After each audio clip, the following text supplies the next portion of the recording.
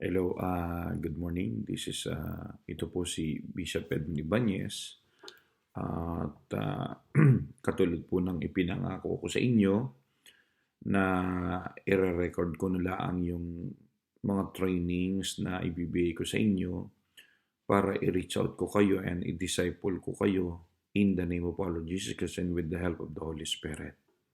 Bago po tayo mag-start ay tayo po ay manalangin muna sandali para nang sa gayon ay we ask the wisdom and understanding of the Holy Spirit at nandun ang blessing na ating Panginoon. Can you please close our eyes and let's pray? Heavenly Father, in the name of Jesus and with the power of the Holy Spirit, patuloy ka naming pinararangalan sa aming buhay, sa aming kalagitnaan, even, O God, sa recording na ito.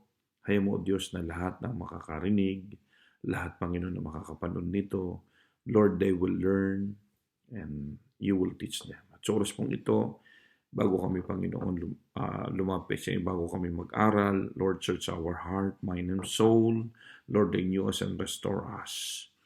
Thank you, O God, that you are the restorer of our soul. Salamat, O Diyos, sa oras pong ito, na napagpala na naman ang iyong lingkod, at makapagbahagi ako even, O God, sa recording na ito. Pagpalain mo lahat ng makikinig po ng record na ito. I pray, O God, with the guidance of the Holy Spirit, be with us, and ang inyong lingkod na inyong gagamitin, Jaime Bende Cross, at Holy Spirit, be my guidance, be my speaker. Use me as the extension of your mouth, the extension of your wisdom. Thank you, O God, in Jesus' mighty name. Amen. Amen. Okay, ako po ang inyong lingkod, si Bishop Edwin Ibanez, ang founding chairman and president and founder ng Fundamental Truth of Christ Worldwide Ministry, the Netherlands. Ang main church po nito ay walang iba kundi sa Netherlands po. At sa biyaya po ng Lord ay pinagkatiwala sa atin po ito upang ibahagi ang salita ng Diyos. Hindi po tayo nakikipag-compete sa ibang mga churches, sa ibang mga gawain ng Lord, kundi part ng contributor. At ito pong video ito ay nais ko ng Lord, ng Holy Spirit na ma-equip ang bawat isa, magkaroon ng first, yung akin po isi-share is the basic foundation of Christian life. Okay, so sa oras pong ito, ang nais kong i-share sa inyo muna is the fundamental truth of Christ Worldwide Ministry, mission and vision. So, ang pagkakatawag po natin nito sa gawain pong ito, when I was praying in the Lord on that December 24, 2017, sa Calamba, Laguna, I was praying and when I'm praying, the Holy Spirit showed me a vision in the book of Matthew chapter 14 verse 13 to 21.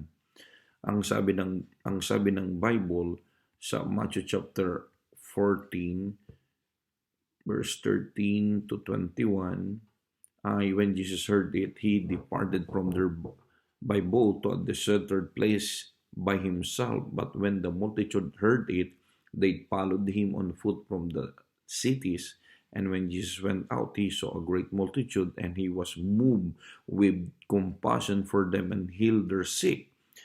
When it was evening, his disciple came to him, saying, "This is a deserted place, and the hour is already late. Send the multitudes away, that they may go into the villages, buy themselves food." But Jesus said to them, "They do not need to go away. You give them something to eat." And they said to him, "We have here only 5 loaves and 2 fish." He said, "Bring them here to me."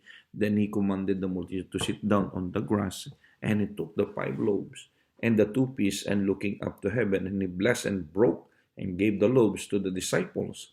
And the disciples gave to the multitude, so they all eat and were filled, and they took up 12 baskets full of the fragments that remained. Now those who had eaten were about 5,000 men, beside women and children.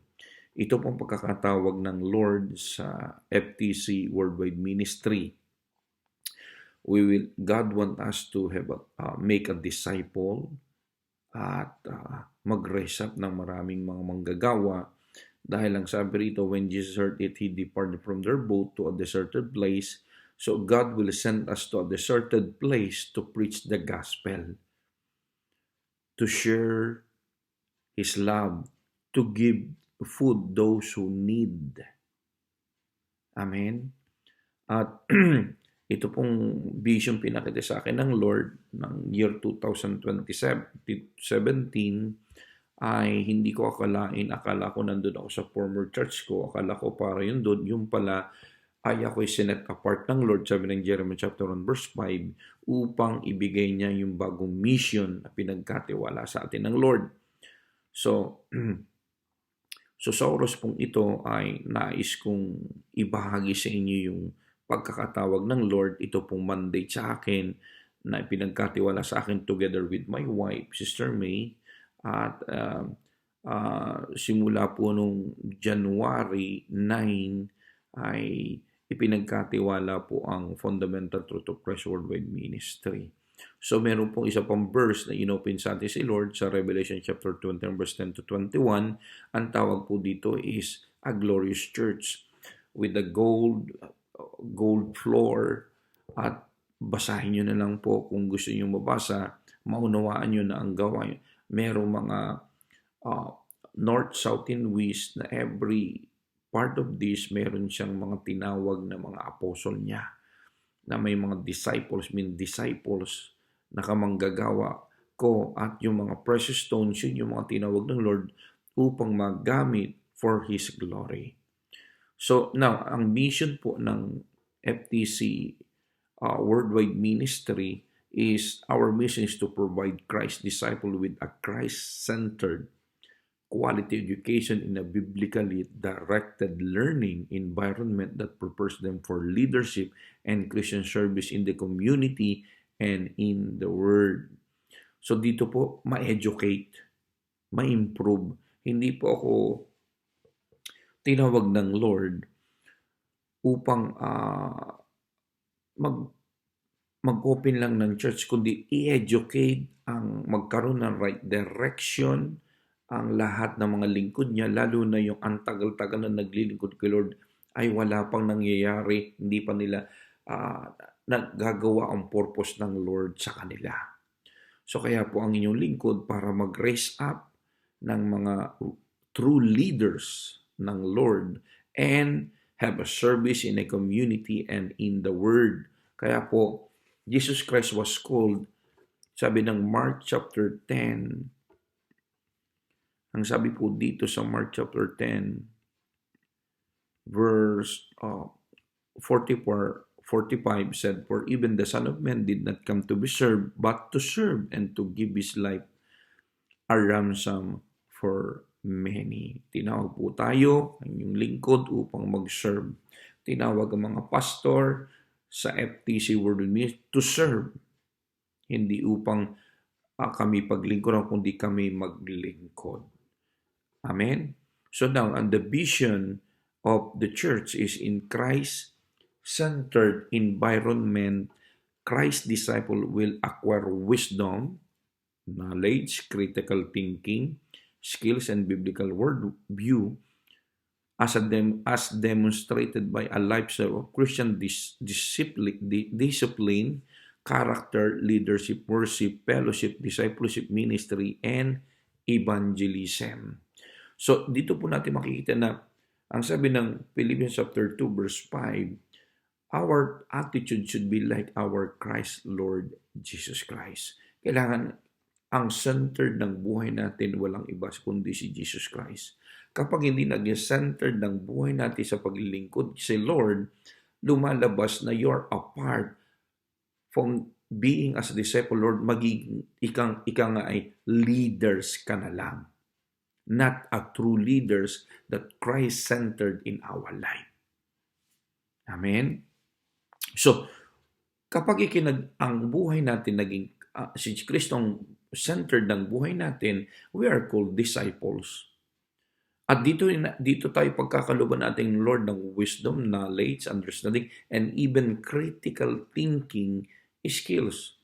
In times na tayo ay nalalagay sa lugar na kung saan maraming mga tao na nangangailangan ng salita ng Diyos na maraming katanungan. Okay? And demonstrate signs and wonders ng Lord. Now, dadako na po tayo sa statement of faith o ang tawag dito ay declaration of faith. Meron po tayong 11 statement of faith. Pero ang isa pong vision ng ministry is one of the greatest massive evangelism contributor all over the world. So tayo po'y contributor. So ito po yung pagkatawag sa atin.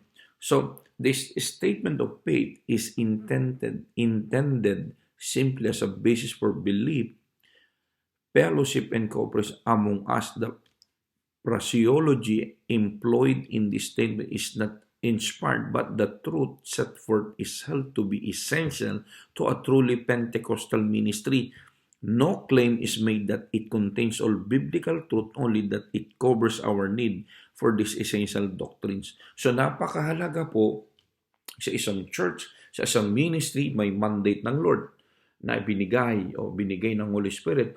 Yung sinasabi ko sa Matthew chapter 14 verse 13 to 21 and Revelation chapter 21 verse 10 until 21. At kailangan din po sa isang church na pinagkatiwala na ay napakahalagang merong vision and mission ang church. And the most important, isa rin po sa pinaka-importante, yung meron pong statement of faith or declaration of faith. Every church po na ibinigay ng Lord, meron po nakalakip dito na merong dapat na declaration of faith. Most of them ay kinokopya lang nila sa computer, pero ito po ay inspired sa atin ng Holy Spirit at ibinigay po sa atin ito. Amen? So, ibibigay ko po sa inyo ang labing isa pong ito. Number 1 is the inspiration of the Scriptures. At basahin niyo doon sa 2 Timothy chapter 3 verse 15 to 17 and 2 Peter chapter 1 verse 21. Ito pong sasabihin ko sa inyo, nakalagay na po doon sa basic foundation of Christian life. Doon po sa 101. At sa pagbalik ko po sa October, ay kung gusto niyo mag-order itong complete books na pinagkatiwala sa atin ng Lord, yung una po is Basic Foundation of Christian Life, Level 101. Pangalawa po ay Discipleship Training, Level Up 101. Number 3 is Mentoring. Diyan po kayo tuturuan kung paano kayo makakapag-disciple din, paano kayo mag-mentor. I-mentor ko kayo, paano kayo tatayo sa ministry. And number 4 is Pastoring. So, binabanggit ko po itong mga librong ito na 4 na book na ito, plus 1 yung guidelines po ng ministry na aking pong tinatay pa na sunod-sunod ng ministry. So napakahalaga po sa church na meron pong itong bigay o mandate ng Lord sa atin, lalo na yung tinatawag na statement of faith. So number 1 is the inspiration of the Scriptures. So, sabi po ng 2 Timothy chapter 3 verse 15 to 17 and 2 Peter chapter 1 verse 21. So, babasahin ko po sa inyo. Sabi rito, we believe that the Scripture, both the Old and New Testament, are verbally inspired of God and are the revelation of God to men, the infallible, authoritative rule of faith and conduct. Divine inspiration extends equality and fully to all parts of the original writing, ensuring their entire trustworthiness. So, tayo po ay nananampalatayang FTC Word Ministry is we believe in our heart that the Scripture is inspired with God. Amen? Yun din ang sinasabi ng John chapter 1 verse 1. The beginning was the Word, and the Word was God, and the Word was God. At yun din ang sinasabi ng 2 Timothy chapter 3, verse 16. All the Scripture are inspired by God. So we believe for this. Amen. So number 2, the eternal Godhead.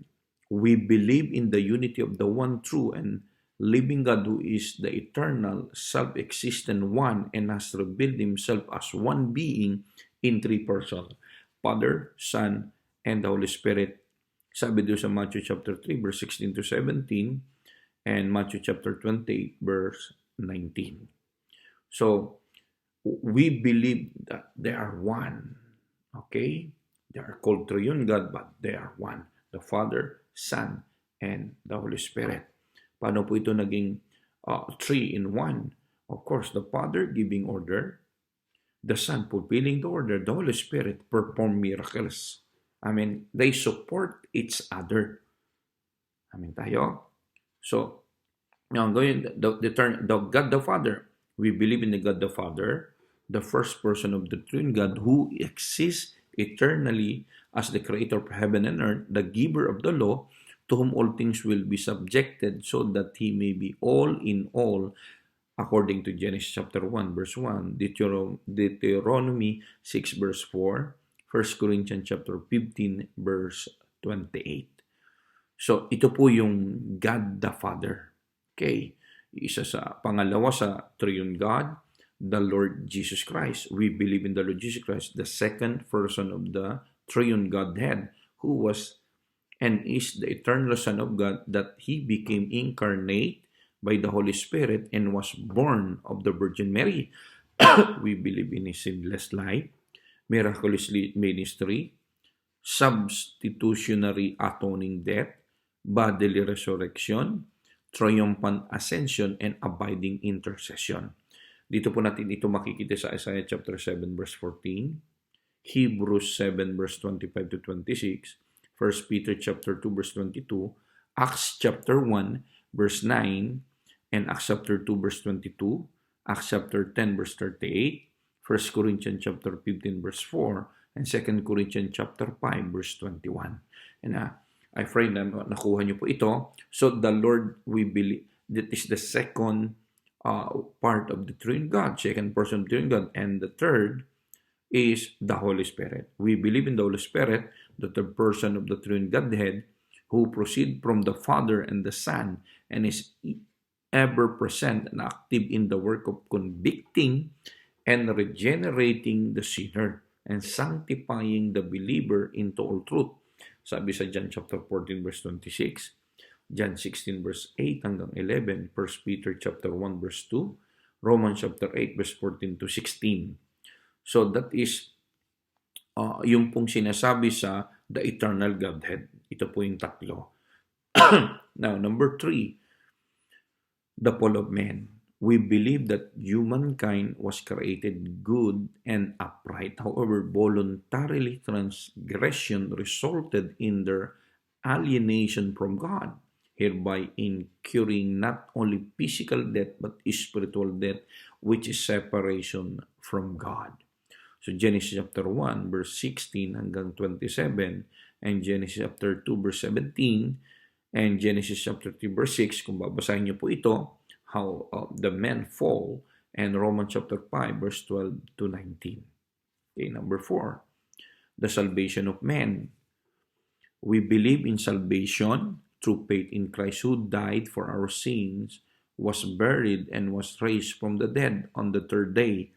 By his atoning blood, salvation has been provided for all humanity through the sacrifice of Christ upon the cross. This experience is also known as the new birth and is an instantaneous, a new creation in Christ Jesus and heir of eternal life, according to John chapter 3 verse 5 to 6, Romans chapter 10 verse 8 to 11, Titus chapter 2 verse 11, and Titus chapter 3 verse 4 to 7, and 1 John chapter 5 verse 1. So, kung marinig niyo po ito lahat, isulat niyo or tignan niyo na lang po sa Biblia. Amen? So, ito po yung number 4, the salvation of men. Number 5, divine healing. So, we believe that deliverance from sickness is provided in the atonement and is the privilege of all believers. Ulitin ko, divine healing, we believe that the deliverance from sickness is provided in the atonement and is the privilege of all believers. So in Isaiah chapter 53 verse 4 to 5, Matthew chapter 8 verse 16 to 17, and James chapter 5 verse 14 to 16. Okay, dito po makikita kung ano yung pinananampalataya natin, yung pong ating tinatawag na statement of faith. So, number 6, the church and its mission. So we believe that the church is the body of Christ and the habitation of God through the Spirit, witnesses to the presence of the kingdom of God in the present world, and universally includes all who are born again. So in number 6 po is church mission. So in Ephesians chapter 1 verse 22 to 23 and Ephesians 2 verse 22, dito nyo makikita, and Romans chapter 14 verse 17 to 18 and 1 Corinthians chapter 4 verse 20, the church and its mission.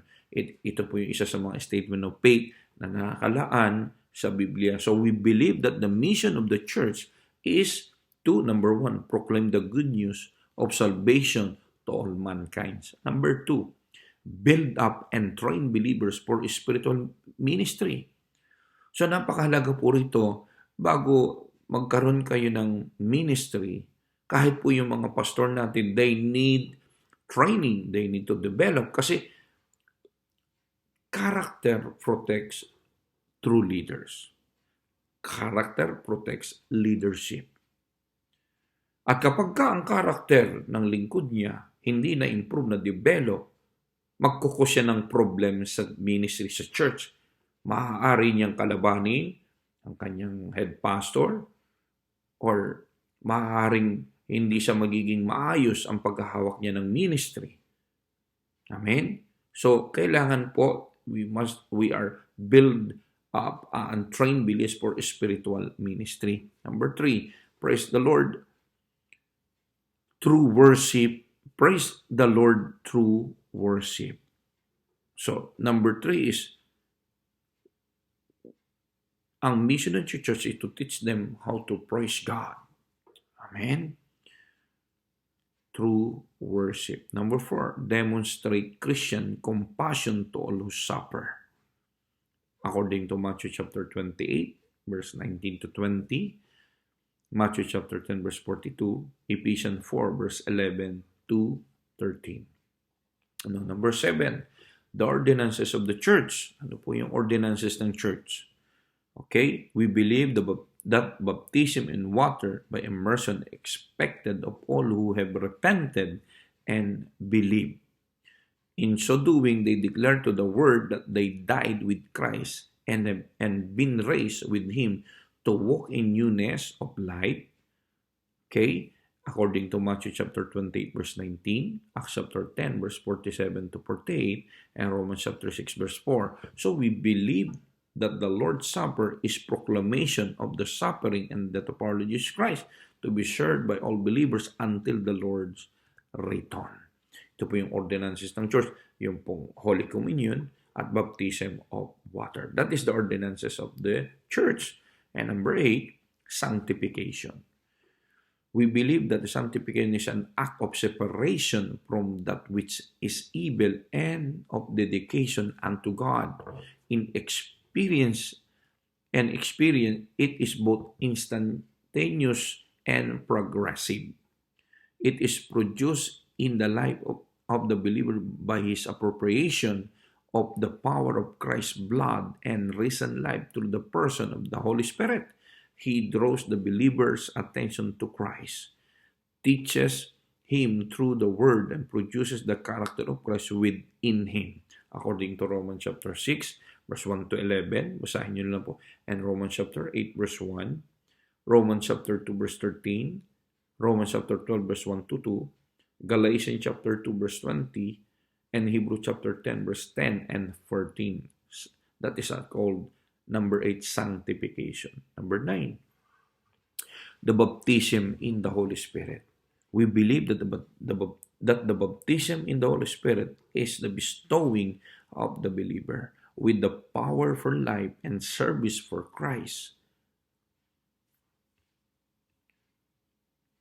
This experience is distinct from subsequent to the new birth, is received by faith, and is accompanied by the manifestation of speaking in the tongues as the Spirit gives utterance as the initial evidence in the book of Luke chapter 24 verse 49, Acts chapter 1 verse 8, Acts chapter 2 verse 1 to 4, and Acts chapter 8 verse 15 to 19, Acts chapter 11 verse 14 to 17, Acts chapter 19 verse 1 to 7. So number 10, the gifts of the Holy Spirit. We believe in the present day operation of the 9 supernatural gifts of the Holy Spirit, 1 Corinthians chapter 12, and the ministry gifts of Christ, Ephesians chapter 4, verse 11 to 13, for the edification and expansion of the church.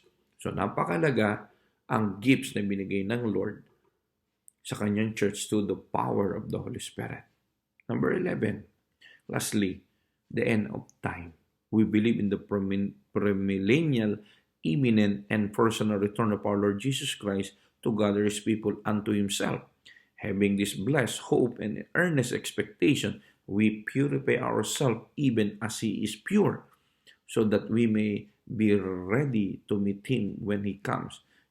According to John 14 verse 1 to 3, Titus 2 verse 13, 1 Thessalonians chapter 4 verse 15 to 17, 1 John chapter 3 verse 2 to 3, Revelation chapter 20 verse 1 to 6. So we believe in the bodily resurrection of all humanity, the everlasting conscious blessed of all who truly believe in our Lord Jesus Christ, and that everlasting conscious punishment is the portion of all whose names are not written in the book of life. John chapter 5 verse 28 to 29, 1 Corinthians chapter 15 verse 20 to 24, Revelation chapter 20 verse 10 to 15. Amen? So glory to God. So ito po yung nais kong i-share sa inyo, yung statement of faith, that is 11, and the vision and mission of the church, the mandate of the church na napakalaga po sa churches na pinagkatiwala sa inyong lingkod. Salamat po. Tayo manalangin sandali. Thank you, O God, for your word. Thank you for your wisdom. Thank you, O God, at sa lahat ng nasabi ko, na i-share ko, you will touch us of people. They will understand every word na nasabi ko, every message, every word, every verses sa Bible, Lord. Mauunawaan nila. Bless them. Guide them. Holy Spirit, hayaan mo, God, nalalago sila sa inyo, O God. Increase them in Jesus' mighty name. Amen. Amen. Thank you very much. Blessed evening po. It's 2:30 in the morning. At every time ako po yung magre-record at ipadadala ko po sa inyo, sa susunod po ang isisiko is about salvation. What is salvation? Salvation is our salvation can be lost or not. Thank you, O God. Thank you po sa inyong lahat. God bless you all. Thank you.